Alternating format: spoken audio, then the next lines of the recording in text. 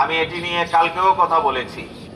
আমাদের পুলিশ প্রশাসন ডিএমপিতে যে সংবাদ সম্মেলন করেছে, সেখানে ত্রিভুজ একটি প্রেমের গল্প সাজানোর চেষ্টা করেছে। মাহিরের মতো একটা ছেলে, এই হাইটের ছেলে, এই ওয়েটের ছেলে, জুবায়েদের মতো এত হাইটের একটা ছেলে এবং ওয়েটের ছেলেকে একটা পুশ দিয়েই মেরে ফেলতে পারে না। এটা জাস্ট আমার ব্যক্তিগত একটা ধারণা। তাহলে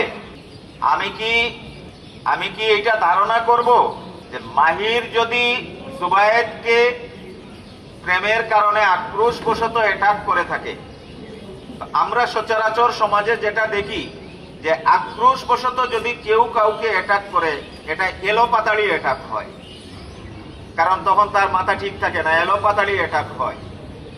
আবার এইটাও দেখি সমাজে যে কেউ কাউকে যদি টার্গেট কিলিং করে, তাহলে সেখানে প্রফেশনাল কিলারকে বাড়া করা হয় এবং প্রফেশনাল কিলার কিন্তু একটা এটেমি নেয় এবং সেই এটেমি কিন্তু সফল হয়।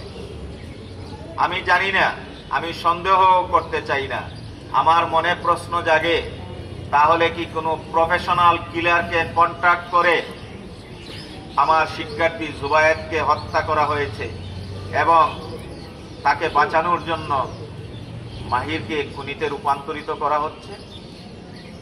এই প্রশ্নের আনসার আমাদেরকে জানতেই হবে, কারণ সারকামস্টান্স যা, এইটার সাথে বাস্তবতার কিন্তু কোনো মিল পাওয়া যায় না।